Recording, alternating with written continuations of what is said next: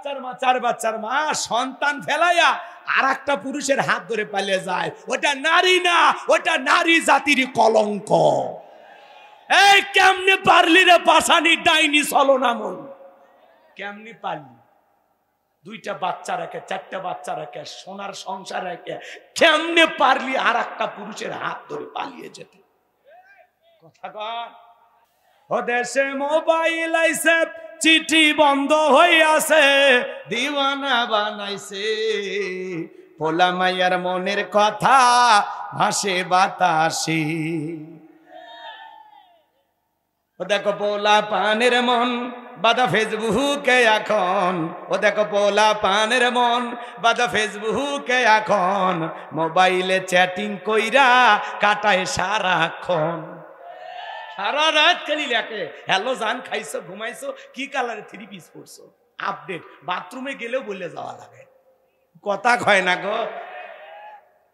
মেয়ে রাগ করে বলে তোমার জ্বালা কিন্তু আমি ভাত খাবো না। কয় তুমি না খেলে আমিও খাবো না। নিজের মা খাইছে কিনা খবর নেয় না, বাবা খাইছে কিনা খবর নেয় না, বান্ধবী না খাইলে ওই হাইব্রিড যুবক মুখের খাবার তোলে না। আছে না না?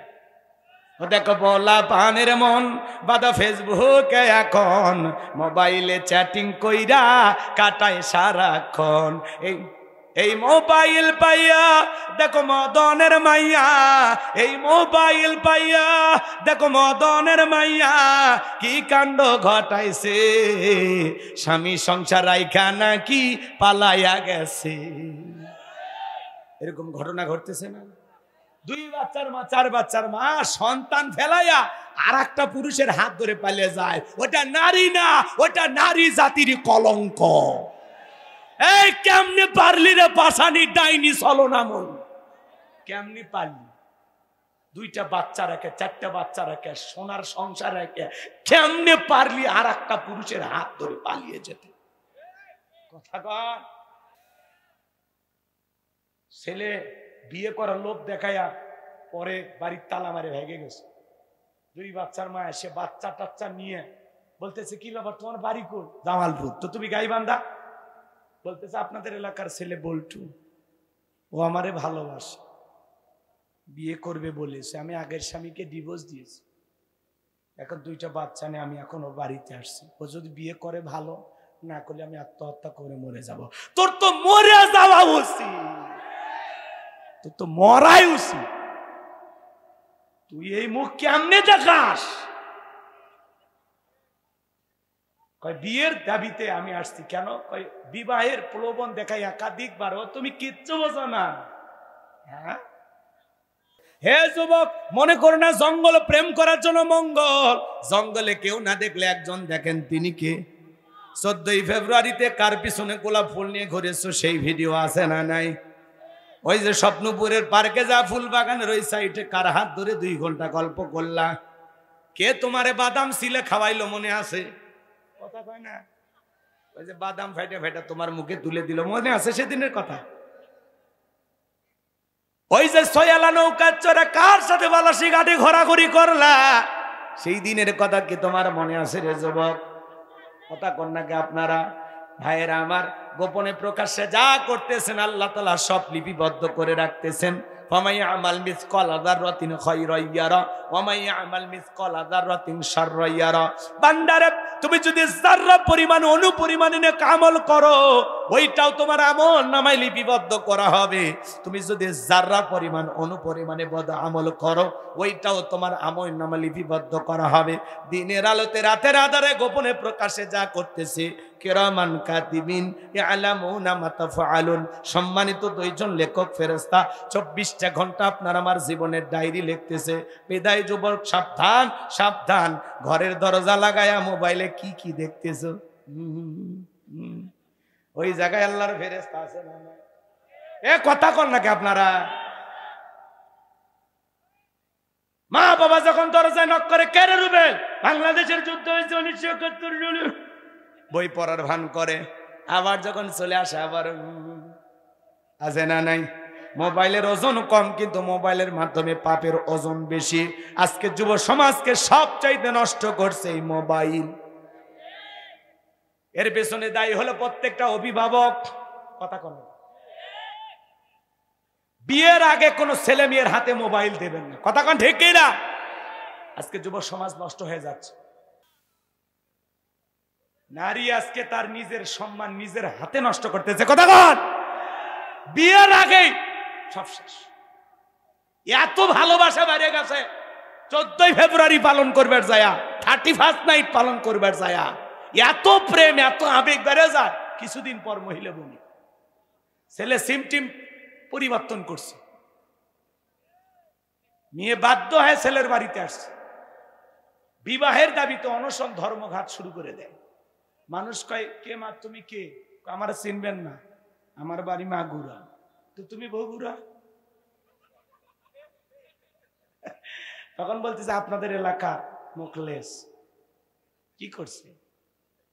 আপনাদেরকে বলতে পারবেন, আমার এখন 3 মাস। এই হলো সমাজের অবস্থা। বাজার হাসতেছে, টেলিভিশনে নিউজ দেখেন না? হ্যাঁ, যেই মেয়ে বলতেছে আমার পেটে একটা অবৈধ বাচ্চা, এটা বলে একটা ছেলের বাড়িতে এসে বিবাহের দাবিতে বসতেছে। বলেন তো এর চাইতে বেহায়া, নির্লজ্জ, অসভ্য নারী এই দুনিয়া তার কে হতে পারে? এই মহিলা কেমনে পারলি? বিয়ের আগে কেমনে পারলি নিজের সবচেয়ে দামি সম্পদ একটা চেনা নাই জানা নাই অপরিচিত ছেলের হাতে দিলি? তখন তোর মনে ছিল না? আজকে সমাজে পরকীয়া বাইরে গেছে, প্রেম প্রীতি বাইরে গেছে, অবৈধ সম্পর্ক বাইরে গেছে। ছেলেরা আবার মোবাইলে সার্চ দিয়ে শেখে কিভাবে মেয়েদেরকে পটাইতে হয়, টিপস শেখে, টিপস, মেয়ে পটানোর কৌশল শেখে। ইউটিউবে সার্চ দিয়া আমি সেদিন এক যুবকের মোবাইল দেখি কি কি সার্চ দিয়েছে, দেখি ওটি লেখা আছে মেয়ের মন কিভাবে জয় করা যায়।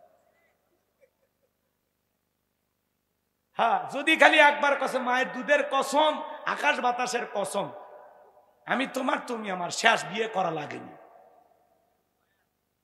রাগ করছেন আপনারা? যুবক তোদের পা দুটো আঁকায় দেয়, তোদের পা ধরে বলি, বিয়ের আগে কোনো অবৈধ প্রেম ভালোবাসা করা যাবে না। মা বাবার মনে কষ্ট দিয়ে পালিয়ে যা, বিয়ে করা যাবে না। কথা কন, এই কথা কন না আপনারা? খুব মাস্তান হয়ে গেছো তুমি না? 20 বছর বয়স, বাড়িতে এসে আব্বা উত্তর পার লাখিকে আমি কথা দিয়েছি, রাজি দেখলে 1 সাপুন, না হলে 2 সাপুন। পিতা মাতা রাজি হয় না, পালিয়ে যা, বিয়ে করে। মনে রাখবা, যারা মা বাবার মনে কষ্ট দিয়ে পালিয়ে যা, প্রেম করে বিয়ে করে, এরা দাম্পত্য জীবনে কখনো সুখী হতে পারবে না। তুমি খাতা নিয়ে আসো, আমি লিখে দিচ্ছি, নিয়ে আই ডায়েরিটা। হ্যাঁ, প্রেম করে জীবনে কেউ সুখী হয় না। কথা কয় না কে? রাগ করতেছেন আপনারা? আবেগে তুমি শিল্পীর গান শোনো, আমি কষ্ট পেতে ভালোবাসি, তাই তোমার কাছে ছুটে আসি। ওই শিল্পীও জীবনে সুখ চায়, ওটা আবেগের ঠেলায় বলে। এই জন্য বিয়ের আগে যারা বলে সোনা দানা গহনা গাড়ি কিচ্ছু লাগবে না, ওর বিয়ে করো, আর বায়না পূরণ করতে তুই ফকির হয়ে যাবি বেটা, তার চাহিদা পূরণ হবে না। কথা কন ঢেকেরা? এই জন্য খবরদার, বিয়ের আগে কোনো অবৈধ সম্পর্ক করা যাবে না। মা বাবার দোয়া আছে যেখানে, বরকত আছে। পিতা মাতার দোয়া নিয়ে বিয়ে করবা। কোন কোন যুবক বিয়ে করনি হাত তুলে বলো, হুজুর আমি মা বাবার দোয়া নিয়ে বিয়ে করবো ইনশাআল্লাহ। পিতা মাতার দোয়া আছে যেখানে ভাগ্য খুলবে, পিতা মাতার দোয়া আছে যেখানে কল্যাণ আছে, আল্লাহ কবুল করুন। জোরে বলুন আমিন। যারা যাচ্ছেন, আমি আসলে অনেক কথা বলতে চাচ্ছিলাম, কিন্তু কখন যে সময় তো শেষের দিকে, কয়েকবার ঝামেলা হলে এলোমেলো শেষ। চলেন আমরা দোয়ার দিকে যাই, নাকি বলেন? যারা চলে যাচ্ছেন যদি পারেন গাড়ি থেকে বইটা সংগ্রহ করে নিয়ে যাবেন। কষ্ট হচ্ছে আপনাদের? তাহলে পালিয়ে যাওয়া আছে না? নাই পালে নাই। ওদের সে টিকটক আসিয়া সব গেল ভাসিয়া, সিদ্দিক সোরা নায়ক হইছে আইডি খুলিয়া। টিকটক আছে না? মহিলা মানুষ টিকটক ভিডিও করে, অনেকের বউ করে। হাত তোলো, টিকটক করা কিন্তু ফরজ। হাত তোলো। কেউ নাই? যার বউ টিকটক ভিডিও করে, বউ হলো পার্সোনাল জিনিস, পাবলিসিটি করার জিনিস না, ঢেকে রাখা জিনিস, আলগা করে মানুষকে দেখানোর জিনিস না। যেই যুবকের বউ টিকটক করে, ওর রুচিতে সমস্যা, আর মাথায় কুত্তে পেশাব করে দিছে। আমার বউ টিকটক ভিডিও করবি আর টিকটক আইডি থাকবি, সেই বউ ভাত দিয়ে পালা লাগবি কোন দুঃখে? কথা কন না কেন? হ্যাঁ, এখনকার নারীরা মোবাইল, টাচ মোবাইল আছে, টিকটক, নুডলস রান্না করে তারও ভিডিও বলে। হ্যালো বন্ধুরা, দেখেন কিভাবে নুডলসটা রান্না করতে হয়। প্রথমে সয়াবিনের তেল, এরপরে তেজপাতা, তারপরে আমার গালতে একটা থাপ্পড়। এলে টিকটক দিয়ে সমস্যা। স্বামী শুয়ে আছে, মাথার চুল নাড়ে আর কয় এটা আমার জান্নাত, এটা আমার স্বপ্ন সাধনা আশা। টিকটক ভিডিও করার সাথে লাত্তি মেরে কয় খাট থেকে না, শরীর থেকে গন্ধ বের হয়েছে। কথা কন ঠিক কিনা? এগুলো সব নাটক আর অভিনয়। কথা কন ঠিক কিনা? এই জন্য যুবকরা, তোমাদের পায়ে হাত দিয়ে অনুরোধ করে বলা যায়, এখনো সময় আছে বাজান, পরিবর্তন হওয়ার দরকার আছে না নাই? জোরে বলেন, দরকার আছে না নাই? আমি যে কথা বলতে চাচ্ছিলাম, মানে হাকিম ডেকে বলে, বাবা তোমরা যদি সরিষার দানার পরিমাণে ভালো কিছু করো, ওইটা আল্লাহ আমলনামায় হাজির করবে। আবার সরিষার দানার পরিমাণে মন্দ কিছু যদি করো, ওইটা আল্লাহ আমলনামায় হাজির করবে। যুবক, কারো কাছে না বলে আমচুরি করেছ, হিসাব কিন্তু দেওয়া লাগবে। ছোট্ট ছোট্ট বাচ্চা কলম নিয়ে আসে স্কুল থেকে, অভিভাবক যারা আছেন বলে দিবেন, বাবা না বলে কারো জিনিস আনবা না। ছোট ছোট ভুলগুলো সংশোধন করে দিলে ভবিষ্যতে আর বড় ভুল করতে পারবে না। আল্লাহ বোঝার তৌফিক দান করুক। এরপরে লোকমানে হাকিম ডেকে বলেন, ইয়া বুনাইয়া আকিমিস সালাহ, হে আমার বর্ষে আমার কলিজার টুকরা সন্তান, সালাত কায়েম করো, সালাত কায়েম করো। সন্তানদেরকে নামাজের দাওয়াত দেওয়ার দরকার আছে না নাই? পৃথিবীর সফল বাবা তারা নিজের হাত ধরে সন্তানকে মসজিদে নিয়ে যায় যারা। কথা কন, কথা কন, কথা কন, কথা কন। নিজের সন্তানদেরকে মসজিদমুখী বানাবেন তো ইনশাল্লাহ, নিয়ে যাবেন তো ইনশাল্লাহ।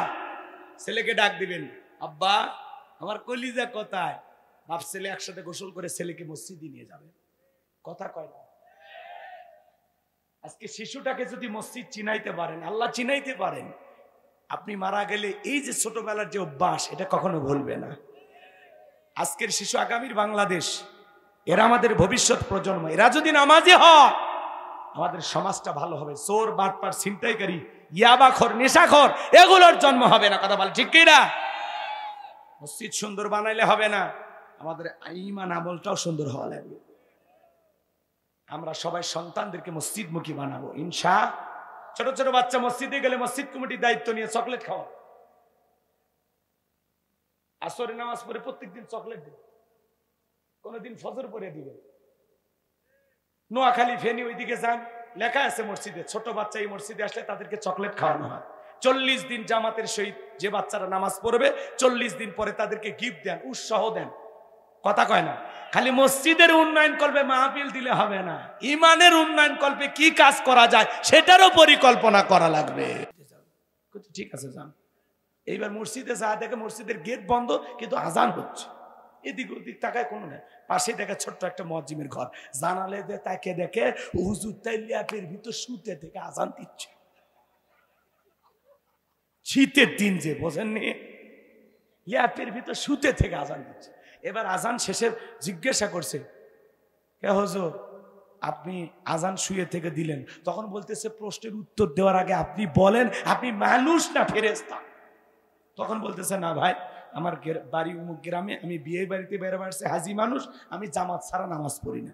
তখন বলতেছে, ভাই এই গ্রামে ফজরের নামাজের সময় কোনো মুসল্লি মসজিদে আসে না, এই জন্য আজকে একটু অলসতার কারণে লিয়াপের ভিতর শুতে থেকে আজান দিচ্ছি।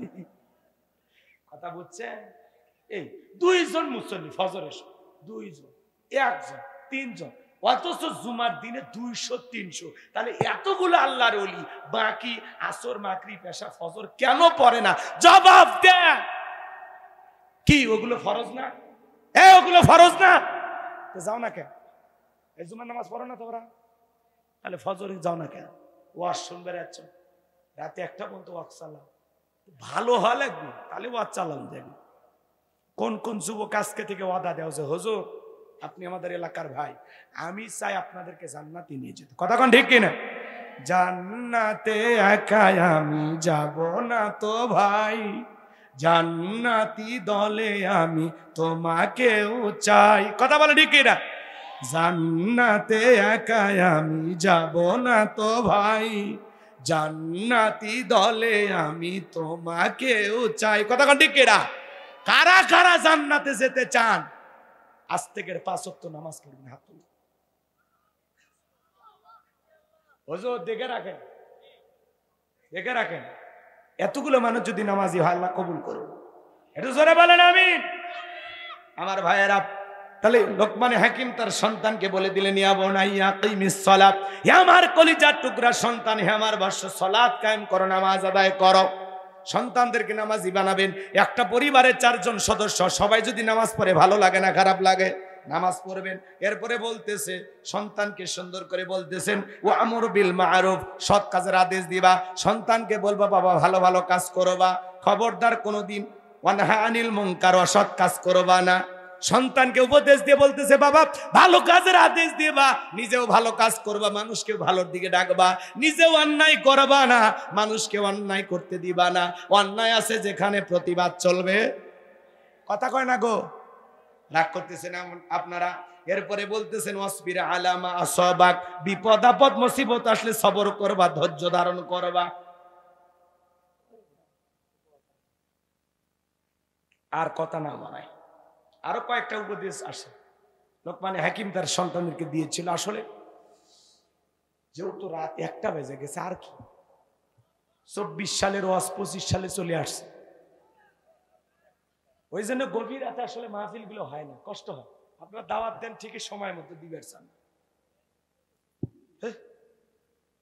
আরো কত কথা আসছিল, কি করে না না, যা হয়েছে আলহামদুলিল্লাহ মেনে নাও। দেখা হবে তো 23 তারিখে কালীতলা আসো ইনশাআল্লাহ। আর না কেউ ফাইন লাগিচ্ছে, উরে মা সে কি করলে, নানু হজ করবে যাবে? আমি তো যাবো, দোয়া করি। ঠিক আছে, আমরা একসাথে যাবো, আল্লাহ কবুল করে। আচ্ছা আচ্ছা, শোন শোন, আসলে কি 1:10-15 বেজে গেছে, আমরা এখান থেকে যাব, কালকে আবার দিনের বেলা মাহফিল আছে, কষ্ট হচ্ছে না? এই জন্য আপনাদেরকে আর কষ্ট না দেই। যারা আমার জন্য দোয়া করবেন, আমি আপনাদের এলাকার ভাই, আমার বাড়ি এই থানায়, একই থানার মানুষ আমরা। আপনারা কিছু না হোক আমার জন্য দোয়া করবেন তো। আর যদি সম্ভব হয়, যেদিন শুনবেন যে আপনাদের এই ভাইটা দুনিয়ায় নাই, কিছু না পারলে একটু দোয়া করেন, হ্যাঁ?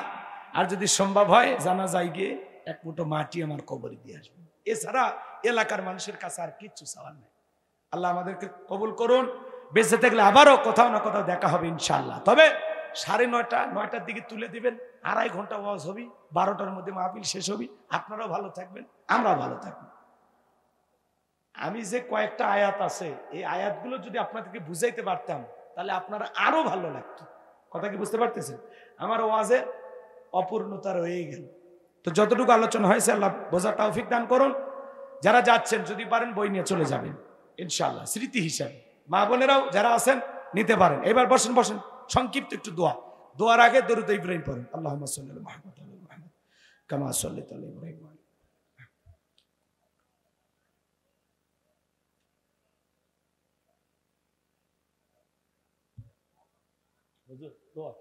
আল্লাহুম্মা আমিন। ربنا ظلمنا انفسنا وان لم تغفر لنا وترحمنا لنكونن من الخاسرين। বিশ্বনাথপুর মুন্নাপাড়া নুরানি হাফিজিয়া মাদ্রাসা এতিমখানার উদ্যোগে 12তম বার্ষিক তাফসীরুল কোরআন মাহফিলের শ্রদ্ধাভাজন সভাপতি জনাব আলহাজ রাসেল কবিরকে কবুল করো, জনাব আলহাজ গুলজার হোসেন, জনাব আলহাজ মকবুল হোসেনকে তুমি কবুল করো, জনাব মোহাম্মদ শামীম কাইসার লিঙ্কন প্রধান অতিথিকে কবুল করো। সম্মানিত অতিথি হিসেবে অনেকের নাম রয়েছে, আল্লাহ কবুল করেন। বিশেষ অতিথি আমন্ত্রণ অতিথিদের কবুল করেন। আমন্ত্রিত ওলামা ইকরাম কথা বলেছেন, হাফিজ মাওলানা মাহাদি, হাফিজ কারি মাওলানা সাজিদুর রহমান সাদ্দাম, হাফিজ মাওলানা আব্দুল আহাদ সহ আল্লাহ তোমার গোলামদের কণ্ঠ তুমি দিনের জন্য কবুল করে নেন। আল্লাহ তাআলা এই গভীর নিশীথে হাত তুলে ধরেছি, তাকায় দেখো অনেকের মা নেই, বাবা নেই, এতিম বানায় কবরে চলে গেছে। জনম দুঃখিনী মা বাবার কবরে আর সবটুকু পৌঁছায় দাও। মা বাবার কবর জান্নাতের বাগান বানায় দাও। রব্বির হামহুমা কামা রব্বায়ানি সগীরা, রব্বির হামহুমা কামা রব্বায়ানি সগীরা। পিতামাতা যাদের বেঁচে আছে হায়াত বাড়ায় দাও। পিতামাতার খেদমত করে তাদের মুখে হাসি ফোটাইয়া জান্নাত অর্জন করার তৌফিক দিয়ে দাও। আল্লাহ আমার যুবক ভাইদেরকে হেদায়েত দান করো, 5 ওয়াক্ত সালাত আদায় করার তৌফিক দিয়া দাও। আল্লাহ মাদ্রাসার প্রতি যারা মহব্বত ভালোবাসা দেখায় হাজার হাজার টাকা দান করেছেন, জায়গা জমি টাকা পয়সা দান করেছেন, আল্লাহ সকলে দান কবুল করে নাও। কঠিন কিয়ামতের ময়দানে এ দানের উসিলা করে তোমার আরশের নিচে ছায়া দান করিও। আল্লাহ এই সুন্দর আয়োজন যারা করেছেন, লাইটিং মাইটিং পোস্টার ব্যানার ডেকোরেটরের ভাইরা সহ স্বেচ্ছাসেবকের দায়িত্ব যারা পালন করেছেন, সবাইকে দুনিয়া আখিরাতের উত্তম সাজা দান করেন। আল্লাহ গভীর নিশি পর্যন্ত যত কথা হয়েছে আল্লাহ প্রত্যেকটা কথা বাস্তব জীবনে আমল করা তৌফিক দাও। শিরিক মুক্ত ঈমান আমল দান করো। গোপনে প্রকাশ্যে সকল পাপ থেকে আমাদের বিরত থাকার তৌফিক দাও। মা বাবার খেদমত করার তৌফিক দাও। নামাজি বানায় দাও। ভালো কাজের আজেজ, অসৎ কাজ থেকে মানুষকে বিরত রাখার তৌফিক দাও। আল্লাহ জীবনের সব ক্ষেত্রে আমাদেরকে সবর করার তৌফিক দিয়ে দাও। ইন্নাল্লাহা মা'আস সাবিরিন। আল্লাহ ধৈর্যশীলদেরকে তুমি বড় ভালোবাসো, সেই ধৈর্যশীল বান্দাদের কাতারে আমাদের শামিল করে নাও। তামাম পৃথিবীর মুসলিম উম্মাহকে হেফাজত করো। ফিলিস্তিনি মুসলমানদেরকে বিজয় দাও। বাংলাদেশের মসজিদ মাদ্রাসাগুলো কবুল করো। আল্লাহ আমি গুনাহগার, তোমার বান্দাদের সামনে যতটুকু আলোচনা করেছি আল্লাহ বাস্তব জীবনে কথাগুলো আমল করা তৌফিক। আল্লাহ তাআলা বাস্তব জীবনে কথাগুলো আমল করা তৌফিক দিন। এই মাদ্রাসার যে হাফিজ ছাত্রদের মাথায় পাগড়ি পরা দিলাম, মৃত্যু পর্যন্ত কোরআন সিনার ভিতরে ধরে রাখা তৌফিক। আল্লাহ তাআলা মাদ্রাসার ওস্তাদ ছাত্রদের কমিটির ভাইদের কবুল করে নাও। এলাকাবাসী যারা জাগি রাখে বাচ্চাদেরকে খাওয়ায়, আল্লাহ তাদের জন্য জান্নাতি খাবারের ব্যবস্থা করে দিও। আল্লাহ মাদ্রাসাকে কাল কিয়ামত পর্যন্ত কবুল করো। এলাকাবাসীর রাস্তাঘাটের যে দুরবস্থা আল্লাহ তাদের ভাগ্যের উন্নয়নের ব্যবস্থা করে দাও। এলাকাবাসীর উপর খাস রহমত বরকত নাজিল করো।